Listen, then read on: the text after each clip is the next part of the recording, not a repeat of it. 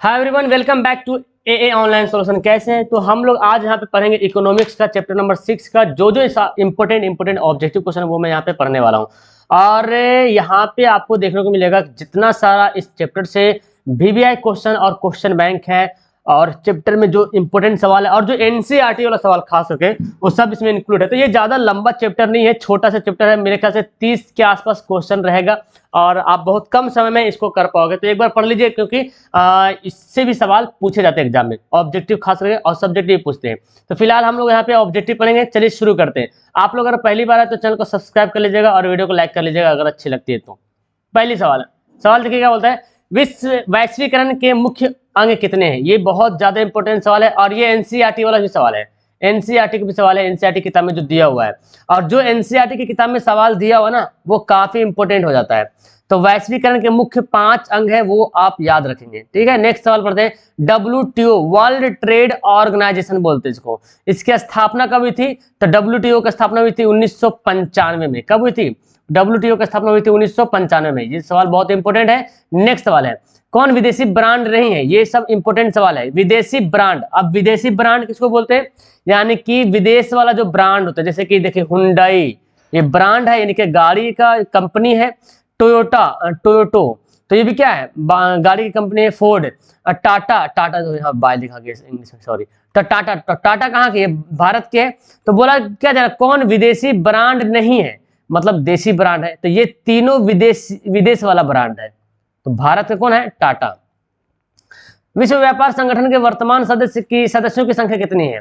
WTO के जो सदस्य है, WTO world trade organisation, world level पर जो व्यापार को मैनेज करता है, व्यापार के नियमों को लागू करता है या मैनेज करता है, तो वो जो संगठन है इसमें बहुत सारे देश शामिल है। तो वर्तमान में 164 देश शामिल है। ठीक है, नेक्स्ट सवाल है, वैश्वीकरण को क्या कहा जाता है? तो वैश्वीकरण को हम भूमंडलीकरण भी कह सकते हैं। ठीक है ना, यानी कि ग्लोबलाइजेशन। ये वैश्वीकरण का इंग्लिश में सेम ही ग्लोबलाइजेशन। भूमंडलीकरण को भी वही बात है और वैश्वीकरण को भी सेम, लेकिन इंग्लिश देखो सेम है, थोड़ा हिंदी अलग है लेकिन बात वही है। वैश्वीकरण मतलब भूमंडलीकरण। कौन बहुराष्ट्र कंपनी नहीं है? तो देखिए बहुराष्ट्र कंपनी नहीं मतलब क्या समझे? बहुराष्ट्र का मतलब वही होता है वैसी कंपनी जो विदेश में भी व्यापार करता है। देश में तो व्यापार कर ही रहा, विदेश में भी व्यापार कर रही है। तो देखिए फोर्ड मोटर्स ये तो विदेशी कंपनी है और भारत में भी व्यापार चलता है इसका। सैमसंग भी विदेश की कंपनी लेकिन फिर भी भारत में चल रहा। कौन बहुराष्ट्र कंपनी नहीं है? कोका कोला भी कंपनी है, देखिए है ना, विदेशी कंपनी है, भारत में चल रहा। लेकिन संतोष जो है वो कोई बहुराष्ट्र कंपनी नहीं है। ठीक है ना। और यहाँ पे देखो संतोष का सेटिस्फैक्शन लिखा है। एक्चुअली यहाँ पे संतोष एक कंपनी का नाम है, तो संतोष यहाँ पे होना है। ठीक है ना। तो संतोष जो कंपनी है वो जो है जो भारत की ही कंपनी है, लेकिन ये विदेशी नहीं, मतलब बहुराष्ट्रीय नहीं है। इसका व्यापार दूसरे देशों में नहीं होता है, सिर्फ भारत में ही होता है। व्यापार पूंजी तकनीक एवं सूचना के प्रवाह से प्रोत्साहन मिलता है। किसको? व्यापार पूंजी तकनीक। देखिए व्यापार के बारे में बताया जाए कि व्यापार पूंजी तकनीक। अब बताइए व्यापार पूंजी तकनीक, व्यापार किसके अंतर्गत होगा? तो क्या हो जाएगा? वैश्वीकरण। क्योंकि वैश्वीकरण के अंतर्गत आपको व्यापार की पूंजी तकनीक, व्यापार कैसे करना है इसके बारे में, व्यापार पूंजी के जब टेक्निक जो होता है वो आपको पता चलेगा, इन्फॉर्मेशन इसके बारे में पता चलेगा। तो वैश्वीकरण से। ठीक है, तो वैश्वीकरण का मतलब समझ रहे हैं ना? वैश्वीकरण का मतलब है कि वर्ल्ड लेवल पे बिजनेस करना, व्यापार करना। ठीक है ना, वर्ल्ड लेवल पे व्यापार करना। तो व्यापार की जो पूंजी है उसका तकनीक क्या है, टेक्निक क्या है, वो आपको पता चलता है वैश्वीकरण से।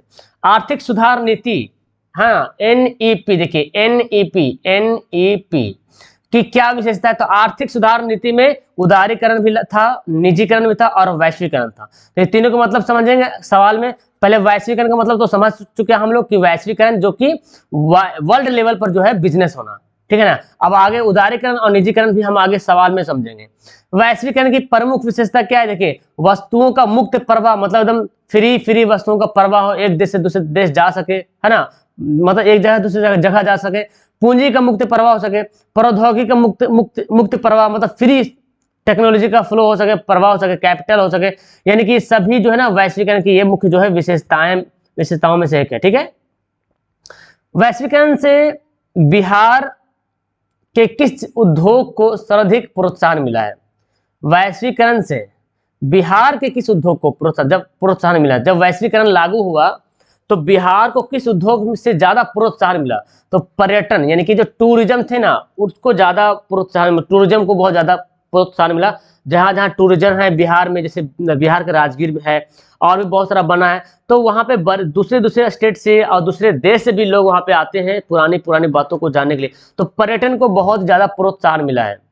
नई आर्थिक नीति के घटक कौन है? तो नई आर्थिक नीति में निजीकरण, वैश्वीकरण, देखिए निजीकरण, उदारीकरण, निजीकरण, वैश्वीकरण, ये तीनों नई आर्थिक नीति का पार्ट है। समझ में आ रहा है ना? तो यानी कि नई आर्थिक नीति के अंतर्गत ये तीनों आते हैं। इनमें से कौन बहुराष्ट्र कंपनी है? मल्टीनेशनल कंपनी, समझ गए? एक होता है नेशनल कंपनी, यानी कि भारत में आई मल्टीनेशनल, दूसरे देश में जाकर बिजनेस कर रहा। तो देखिए फोर्ड मोटर्स भी है, सैमसंग भी है और कोका कोला, तो ये सब तीनों क्या हो जाएगा? बहुराष्ट्र कंपनी। कौन भारतीय बहुराष्ट्र कंपनी? भारत की बहुराष्ट्र कंपनी कौन है? तो देखो नोकिया भारत का नहीं है, हालांकि ये भी बहुराष्ट्र कंपनी है लेकिन भारत का नहीं है। सैमसंग भारत का नहीं। डाबर जो है वो बहुराष्ट्र कंपनी है, हाँ जी, डाबर जो है ना वो बहुराष्ट्र कंपनी और भारत की कंपनी है। तो डाबर जो हम लोग दंत मंजन यूज करते हैं, डाबर दंत मंजन, ठीक है ना, तो ये सिर्फ भारत में बिजनेस नहीं करती है, नाम देखो कैसा है, ये दूसरा देश में भी बिजनेस करती है। तो ये भारतीय बहुराष्ट्र कंपनी। एक और कौन है? टाटा, है ना, ये है। चलिए आगे बढ़ते हैं। पूरे विश्व में आर्थिक वर्चस्व है, यानी कि बोल सकते हैं economic dominance in the world wide, पूरे वर्ल्ड विश्व के स्तर पर देखा जाए तो इकोनॉमिक का जो डोमिनेंस मतलब पैसा जो अर्निंग का जो सबसे ज्यादा ये है कहाँ है? अमेरिका। आर्थिक वर्चस्व जो है कहाँ है? अमेरिका में है। ऑप्शन हमारा बी राइट आंसर हो जाएगा। भारत में वैश्वीकरण की प्रक्रिया कब शुरू हुई? तो एक तो हम लोग एनईपी पढ़ते हैं जी, एनईपी पढ़ते हैं, लेनिन वाला पढ़ते हैं। ये लेनिन का नहीं है, लेनिन ने जो एनईपी लाया था 1921 में, ठीक है ना, लेकिन भारत में भी वैश्वीकरण हुआ था, नई आर्थिक नीति। तो ये प्रक्रिया जो शुरू हुआ था 1991 में। तो ये सवाल कभी कभी ऐसा आता है कि भारत में नई आर्थिक नीति कब लागू हुआ? तो 1991। याद कर लीजिएगा, सवाल बहुत ज्यादा इंपॉर्टेंट। और ऑप्शन देखे कभी कभी गड़बड़ा था कि बच्चा बोलता कि सर इसमें तो ऑप्शन ही नहीं दिया हुआ है। WTO की स्थापना कब हुई थी? पता चल गया 1995 में WTO की स्थापना हुई थी, ठीक है ना। WTO वर्ल्ड ट्रेड ऑर्गेनाइजेशन, एक होता WHO वर्ल्ड हेल्थ ऑर्गेनाइजेशन, जिसे पूरे वर्ल्ड लेवल पे जो है स्वास्थ्य के बारे में जो है रूल नियम बनाना, कानून बनाना। जैसे कि अभी कोरोना वगैरह आ गया था तो इसके बारे में जो कानून वगैरह बना है वो WHO ने बहुत सारा कुछ कानून दिया है। विश्व व्यापार संगठन का मुख्यालय कहाँ है? वर्ल्ड ट्रेड ऑर्गेनाइजेशन का मुख्यालय आपको पता चल गया, ये है जिनेवा में। तो WTO वर्ल्ड ट्रेड ऑर्गेनाइजेशन का भी मुख्यालय जिनेवा में है, WHO का भी मुख्यालय जिनेवा में है और ILO का भी मुख्यालय जिनेवा में है, ठीक है ना। WHO की स्थापना 1995 में है, WHO की स्थापना 1948 में है और ILO की स्थापना 1919 में, ठीक है ना। ये तीनों, हालांकि ये तो WHO को जल्दी नहीं पूछता, ये वाला और ये वाला पूछता है, ठीक है। ILO मतलब इंटरनेशनल लेबर ऑर्गेनाइजेशन और ये वर्ल्ड हेल्थ ऑर्गेनाइजेशन, ठीक है। चलिए आर्थिक सुधार संबंधी नवीन आर्थिक नीति का कार्यक्रम कब शुरू हुआ? देखिए आगे ना, आर्थिक सुधार के लिए नवीन आर्थिक नीति मतलब वही न्यू इकोनॉमिक पॉलिसी, NEP। तो आप जो ऑप्शन देख के एक इनमें से कोई नहीं रहेगा तो इनमें से कोई नहीं मांगा। अगर ऑप्शन में जुलाई 1991 है तो इसको टिक करना, ये भारत के बारे में बोला जा रहा है ना कि लेनिन के बारे में बोला जा रहा है, ठीक है। लेनिन के बारे में बोला जाता तो वहां पे डेट ऐसा नहीं रहता, बल्कि रहता है हाँ 1921 उस दरमियान का रहता। तो वो लेनिन, वहां पे लिखा रहेगा लेनिन ने नई आर्थिक नीति कब शुरू की, लेनिन लिखा रहेगा। अगर नहीं लिखा हो तो ये डेट आप देखिएगा 1991 में भारत में शुरू हुई थी। निजीकरण का मतलब क्या है? देखिए अभी आपने वैश्वीकरण का मतलब समझ गया कि जो एक ऐसा बिजनेस जो पूरे वर्ल्ड लेवल पे बिजनेस चल रहा है, हो गया वैश्वीकरण। और निजीकरण क्या है? निजीकरण का मतलब होता है सार्वजनिक क्षेत्र के उद्योगों को निजी क्षेत्र के हाथ हस्तांतरित करना। मतलब समझे, मतलब ये कि सरकारी चीजों को प्राइवेट कर देना। जैसे आपने सुना हमारे भारत की जो सरकार है वो क्या कर रही है, अभी रेल जो है प्राइवेट सरकारी है उसको प्राइवेटाइजेशन कर रहा है ना, यानी कि क्या कर रहा है, इसको निजीकरण कर रहा है। तो मतलब बड़े बड़े जो उद्योगपति हैं उसके हाथ जो है इसको बेच दिया जा रहा, मतलब प्राइवेट कर दे रहा। वो अब उसका मालिक वो भारत उसको नहीं देखरेख करेगी, भारत सरकार, वो जो प्राइवेट जो है कंपनियां वो देखरेख करेगी। तो निजीकरण का मतलब समझ गए कि सरकारी चीज को प्राइवेट कर देना, प्राइवेट वाले व्यक्ति के हाथ में डाल देना, उसको बोलते हैं निजीकरण। तो इससे सरकार का कोई संबंध नहीं रहा, सरकार को टैक्स मिलेगा, पैसा मिलेगा, ठीक है ना, लेकिन सरकार उसके मतलब वो उसका जो मालिक कौन होगा, सरकार नहीं होगा बल्कि कोई प्राइवेट आदमी मालिक होगा। अंतर्राष्ट्रीय व्यापार संबंधी नियमों को निर्धारित करने वाली संस्था कौन है? देखिए इंटरनेशनल व्यापार करना है तो उसके जो नियम कानून बनेंगे उसके लिए कौन करेगा? WTO। और कभी कभी एक बार सवाल आया था उसमें WTO ऑप्शन नहीं था, तो इनमें से कोई नहीं था ऑप्शन में, तो इनमें से कोई नहीं मारना है, ठीक है।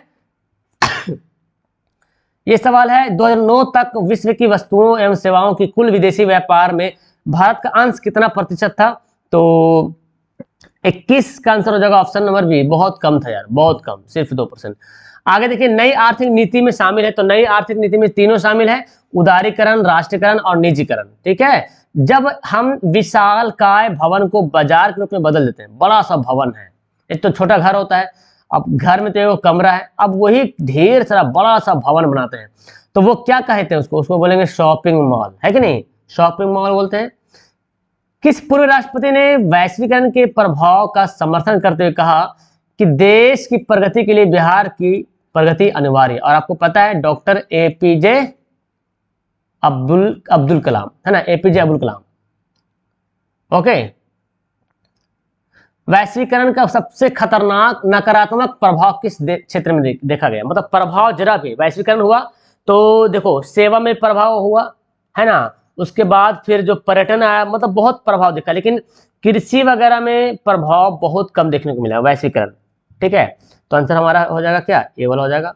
उदारीकरण का मतलब समझ लीजिए, आप तीनों समझ गए, वैश्वीकरण बहुत अच्छे तरीके से जो वर्ल्ड लेवल पे बिजनेस होता है, निजीकरण समझ गए कि सरकारी चीज को निजी कर देना, मतलब प्राइवेट कर देना।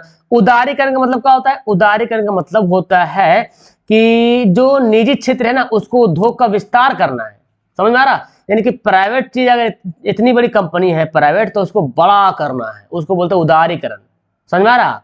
निजी क्षेत्र के उद्योग का विस्तार करना है, निजी क्षेत्र के जो उद्योग है उसको बढ़ाना है, विस्तार करना है। तो उदारीकरण और निजीकरण दोनों समझ लो आपस में मिला हुआ है कि नहीं?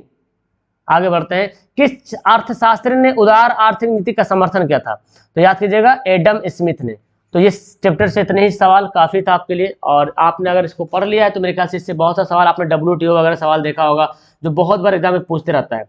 ओके, तो वीडियो को फिलहाल लास्ट करते हैं। उम्मीद करता हूँ आपको वीडियो बहुत अच्छी पसंद लगी आई होगी। नीचे लाइक का बटन दिया, लाइक कर देना, और पहली बार तो चैनल को सब्सक्राइब करके मत भूलेगा। अपने दोस्तों को शेयर जरूर कीजिएगा। और आप लोग अगर टेस्ट वगैरह देना चाहते हो तो आप बहुत आराम से टेस्ट दे सकते हैं। गूगल में सर्च करेंगे AA ऑनलाइन सॉल्यूशन, कहा गया भाई AA ऑनलाइन, ठीक है ना, AA online solution official.com search करेंगे, यहाँ पे आएंगे आप। आने के बाद आपको इस तरह से कुछ इंटरफेस देखने को मिलेगा, ठीक है ना। इसके बाद आप क्या करेंगे, नीचे देखिए टेस्ट का लिंक दिया हुआ, यहाँ पे आप जाओ, टेस्ट यहाँ पे होते रहता है, और इस टेस्ट में जाने के बाद आपको ढेर सारा टेस्ट मिलेगा, जो पहले जितना टेस्ट हो मैथ साइंस सबका मिलने वाला है। उसके बाद नीचे आप चैप्टर वाइज टेस्ट दे सकते हो, मतलब क्यूज कर सकते हो, पढ़ सकते हो। और पढ़ने के लिए फिर मैंने यहाँ पे न्यू तरीके से मैं यहाँ पे बना रहा हूँ अच्छे तरीके से, तो यहाँ पे जाके पढ़ सकते हो। तो आपको यहाँ बहुत बेनिफिट होने वाला है। ओके, वीडियो क्लास करते हैं। That's all, thank you everyone, bye.